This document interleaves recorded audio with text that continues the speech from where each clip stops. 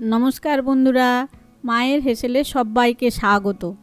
आज के आमी आबार चले एलाम तोमादेर काछे नतून एकटा रेसिपि निये। माछ भाजा किन्तु एकटू अन्यरकम, खेतेও जेमन सुस्वादु देखतेও तेमनि लबणीय। चलो ताहले शुरू करा जाक। आमी एखाने रुई माछ नियेछि, तोमरा चाइले कातला माछও निते पारो बा अन्य कोनो तोमादेर पछंदेर एकटू बड़ो साइजेर माछও निते पारो। आमी एखाने 5 पिस माछ नियेछि। এই মাছটাকে ম্যারিনেট করব। তার জন্য আমার লাগবে লবণ,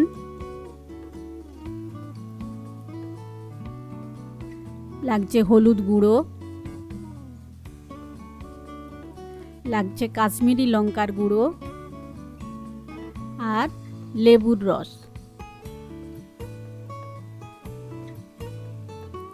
তারপর দেব রসুন বাটা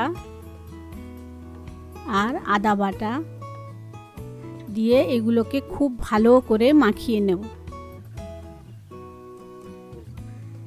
এগুলো রেস্টে রাখতে হবে, তার জন্য আমি এটা চাপা দিয়ে 2 ঘন্টা রেস্টে রেখে দিচ্ছি। এবার এই মাছগুলো ভাজার জন্য আমি এখানে নিয়েছি নরমাল চাল 2 টেবিল চামচ। এগুলোকে একটু যতক্ষণ না সাদা হয় আমি নাড়তে থাকব। देखो चालगुलो आस्ते आस्ते किरम सादा हो जाच्छे, एकदम लो आँचे এই রকম 2 মিনিট ধরে নাড়লেই হয়ে যাবে।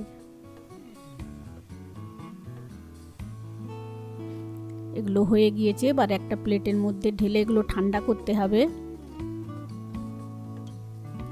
এরপর নেব ধনে 2 চামচ মতো,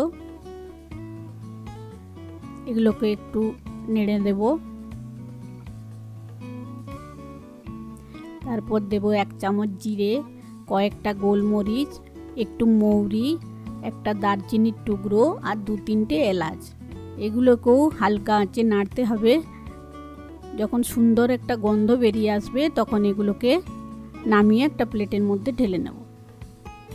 এই মশলাগুলো সব যখন গুঁড়ো করে মাছের মধ্যে মাখাবো না, সে যে আলাদা একটা স্বাদ আর গন্ধ, সে ভোলার না। এই জন্যই এটা একটু ইউনিক।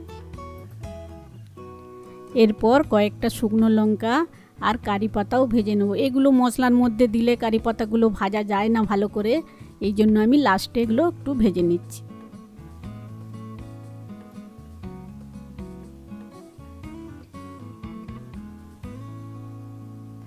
এগুলোকে ভালো করে ঠান্ডা করে নেওয়ার পর আমি মিক্সিতে গুঁড়ো করে নেব।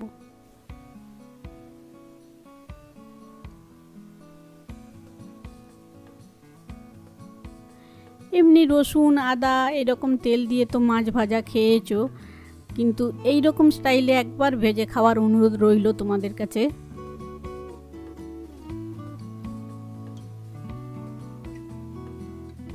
মশলাগুলো গুঁড়ো করে নিয়েছি, এবার একটু প্লেটের মধ্যে এটা ছড়িয়ে দেব। এর মধ্যে অবশ্যই একটু লবণ দিতে হবে, দিয়ে এটা ভালো করে মশলার মধ্যে মাখিয়ে নেব।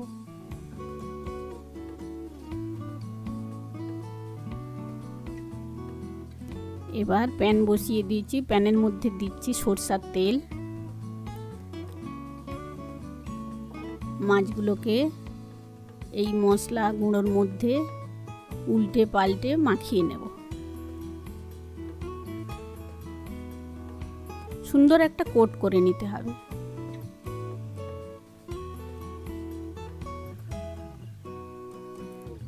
গ্যাসের ফ্লেম একদম লোতে করে মাছগুলো ভাজতে হবে, না হলে মশলাটা পুড়ে যাবে, মাছগুলো ভাজা হবে না।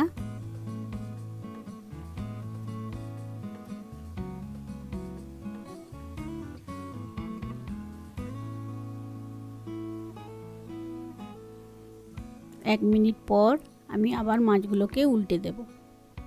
গ্যাসের ফ্লেম কিন্তু লোতেই থাকবে।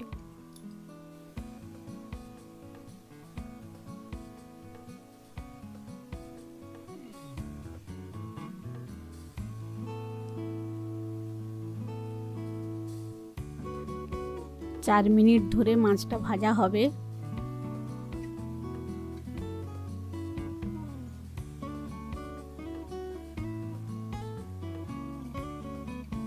এই মাছগুলো ভাজা হয়ে গিয়েছে। বাকি মাছগুলোও ঠিক সেমভাবেই মশলার মধ্যে কোট করে নিয়ে ভেজে নেব।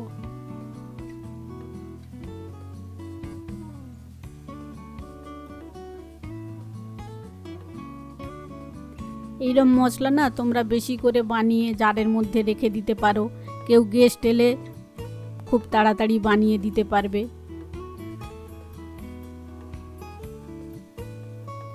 আমার মাছগুলো সব ভাজা হয়ে গিয়েছে। কি দেখতে লোভনীয় হয়েছে না, এত সফট।